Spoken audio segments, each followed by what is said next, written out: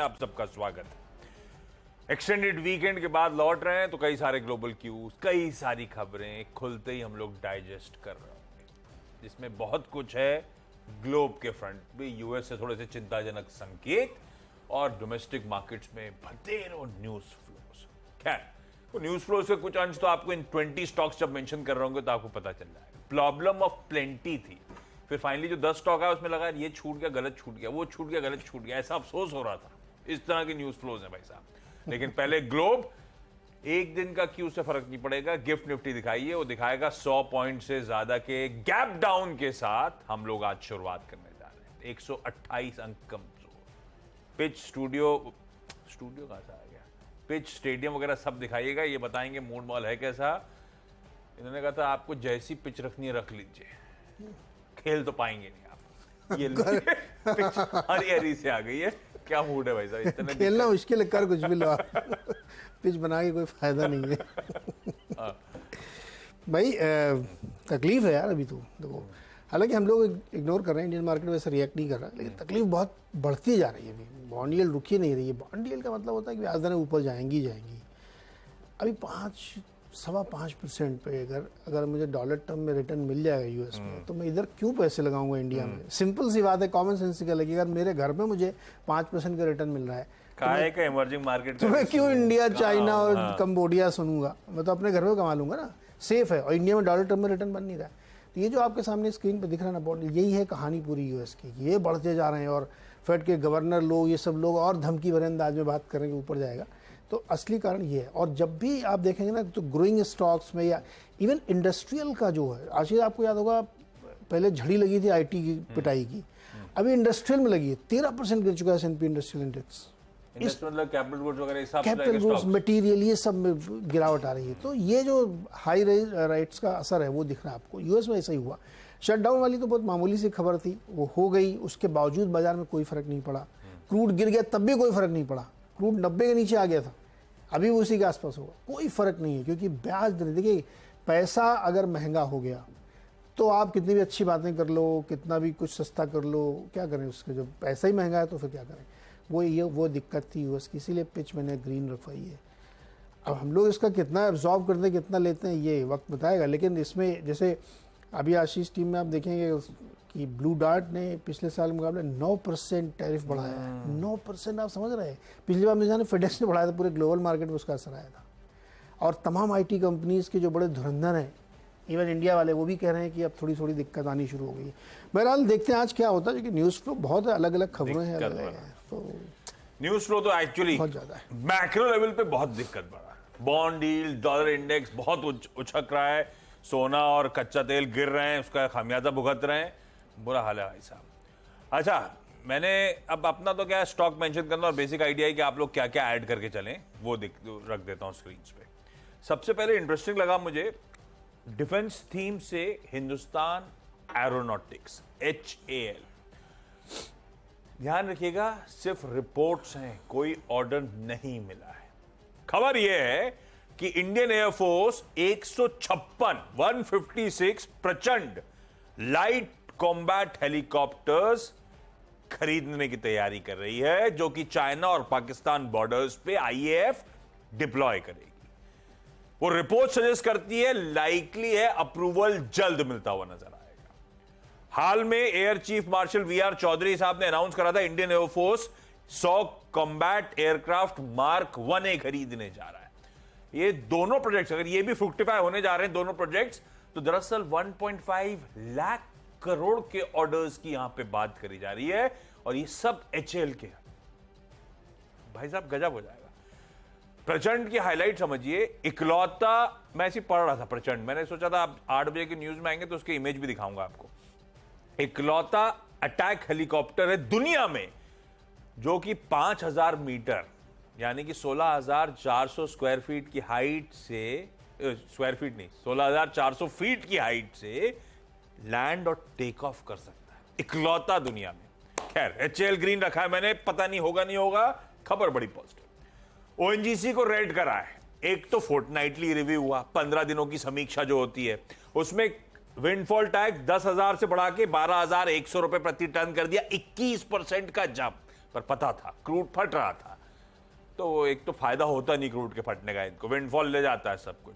दूसरा, ये हुआ नहीं, कच्चा तेल 96 वाला $90 पे आके खड़ा हो गया है, दोहरी मार पड़नी है, ओएनजीसी रेड है आज के लिए। तीसरा, अल्ट्राटेक सीमेंट, इसके Q2 के अपडेट सॉलिड हैं, इसीलिए अल्ट्राटेक को आज के कमजोर बाजार में भी ग्रीन ले जा रहा हूं। अब गैप डाउन खुलेगा तो वॉच आउट करिएगा, मुझे पता नहीं स्टॉक के भाव कैसे, लेकिन खबर बहुत अच्छा अपडेट है। कुल consolidated sales volumes year on year 16% का जंप, शायद बहुत सॉलिड मार्केट शेयर गेन्स हैं, अदर देन जनरल मोमेंटम जो हो रहा है। अल्ट्राटेक सीमेंट आज के लिए ग्रीन, 3 पड़ गए। ओके, फटाफट मैं भी निपटाता हूँ। पहला है एसएमएल इसूजू, इनके नंबर आए हैं, 16% करीब बढ़ा है, 872 यूनिट इन्होंने बेची हैं 752 के सामने साल दर साल इस महीने में। और बसेस और ट्रक्स के प्राइस इंक्रीज करेंगे ये 20,000 से 30,000 तक। स्कूल बसेस के दाम ज़्यादा बढ़ाएंगे ये, क्योंकि उसमें एक वो फायर अलार्म सिस्टम लगाया गया है और कई सारे नए चेंजेस किए गए, उसकी वजह से उनकी कीमत काफ़ी ज़्यादा बढ़ने वाली। तो प्राइस राइज प्लस अच्छे नंबर पे इसको रखिए।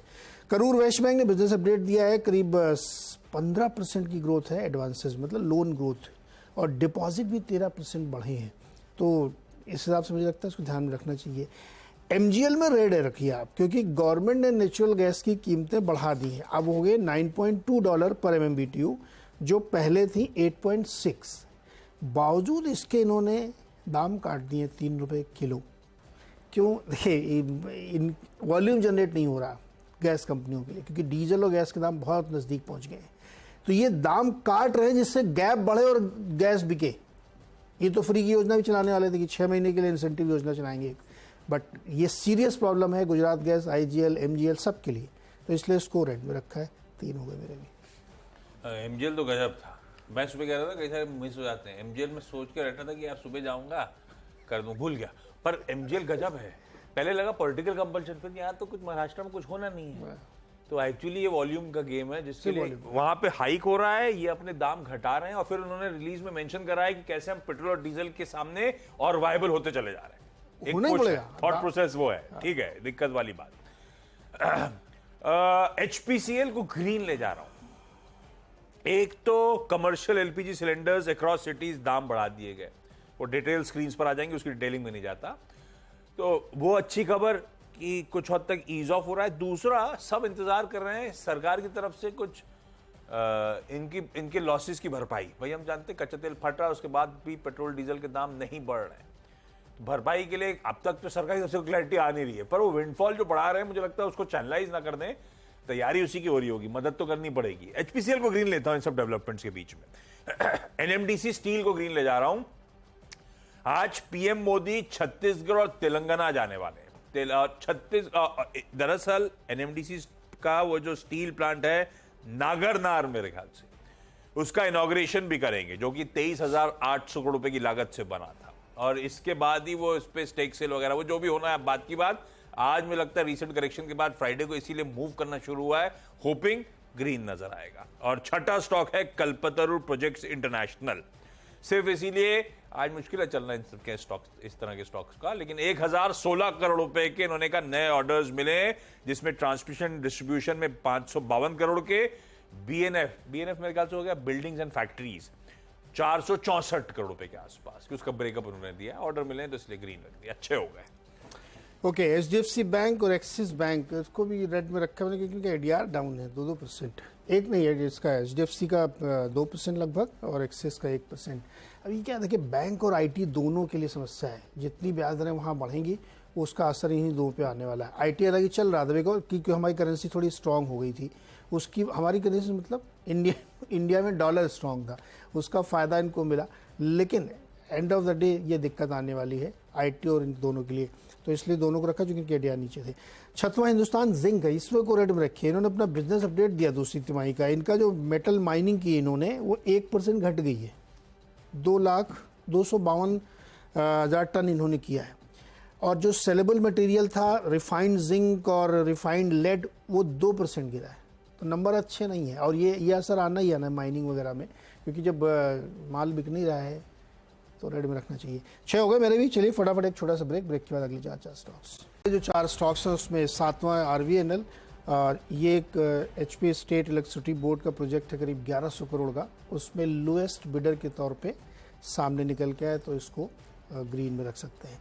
एलेम्बिक फार्मा को ग्रीन रखिए। इन्होंने बिजनेस अपडेट दिया Q2 का, तो उन्होंने बताया कि 192 ANDA अप्रूवल्स इनको मिले, जिसमें से करीब 165 फाइनल है और 25 अभी टेंटेटिव है, तो उसको ग्रीन में रख सकते हैं। MCX को रेड में रखिए। मॉर्गन स्टैनली की एक ताज़ा रिपोर्ट आई है, अंडरवेट की कॉल दी है, टारगेट प्राइस 1270। उन्होंने कहा कि सेबी ने कहा है कि जो नए प्लेटफॉर्म पे ये लोग स्विच करने वाले थे, फिलहाल अब उसको रोक दिया गया है, उस पर नहीं जा रहे हैं ये लोग। तो इस खबर के एक्सपेक्टेशन में जो शार्प राइज आई थी, और उसकी वजह से अब उनको लगता है कि सॉलिड प्रॉफिट बुकिंग कर लेनी चाहिए। इन्वेस्टर्स को ये सोचना चाहिए कि अभी जब वो देखेंगे, जब होगा प्लेटफॉर्म बदलेगा तब, तो अभी प्रॉफिट बुक करने की उन्होंने सलाह दी है कि जब तक क्लैरिटी नहीं आ जाती। और चूंकि वो मामला कोर्ट केस का है, तो पता नहीं कब तक लटके, तो यहाँ पे रेड में रख सकते हैं। RK फोर्जिंग को ग्रीन रखिए। बोर्ड में अप्रूव किया है 1000 करोड़ रुपए के QIP को, तो RK फोर्जिंग को आप ग्रीन में रख सकते हैं। ऐसी कंपनियां जिनको आगे एक्सपेंशन के लिए पैसे हैं और वो इस मौके पे इक्विटी के जरिए जुटा रही हैं, उनको इस समय आप देखिए जो AC वाली कंपनी थी उसमें कितना फ़ायदा हुआ था इसमें, तो मुझे लगता है इसको भी ग्रीन में रख सकते हैं। ओके, चलिए आखिरी के 4। फोर्टिस हेल्थ केयर, इसके आर्म एगुलस डायग्नोस्टिक्स ने सेबी में DRHP दाखिल किया है, IPO लाने की तैयारी। खैर बोर्ड ने तो 4 अगस्त को मेरे ख्याल से IPO की अप्रूवल दिया था, अब DRHP दाखिल। अच्छी खबर, ग्रीन रखा। Blue dart aggressive price hikes, general price increase 1 जनवरी 2024 से इफेक्टिव औसतन 9.6% ईयर ऑन ईयर का प्राइस इंक्रीज लेने जा रहे हैं। PNC इंफ्राटेक ग्रीन रखा। एक स्कीम है NHAI की, विवाद से विश्वास, तो डिस्प्यूट सेटलमेंट होता है जिसमें इनके जो Raebareli highways, PNC Raebareli highways जो डिस्प्यूट जो था 114 करोड़ रुपए में सेटल हुआ है, इनको पैसा मिलेगा विद इंटरेस्ट। और टिप्स इंडस्ट्रीज, बॉम्बे हाईकोर्ट की रूलिंग इनके फेवर में। विंग्स के साथ इशू चल रहा था, विवाद था डाउनलोडिंग ऑफ सॉन्ग्स को लेकर, इनके फेवर में वो जजमेंट जाता हुआ, इंजंक्शन जो कंपनी कोर्ट ने दिया इनके फेवर में दिया है, ग्रीन रख दिया है। बाजार ऐसा है, लेकिन ये सारे स्टॉक्स जाते जाते ग्रीन मेंशन कर रहा हूं, आप लोग से वॉच आउट करिएगा। क्विकली छोटा सा ब्रेक, हम जल्दी जल्दी कर रहे हैं क्या ज्यादा, खैर ब्रेक के उस पार लौटेंगे। इंडियन एयरफोर्स प्रचंड लाइट कॉम्बैट हेलीकॉप्टर्स के एक्विजिशन की तैयारी कर रहा है, अभी हुआ नहीं है, डिफेंस एक्विजिशन काउंसिल से मंजूरी आई नहीं, ध्यान रखिएगा, लेकिन HAL ग्रीन।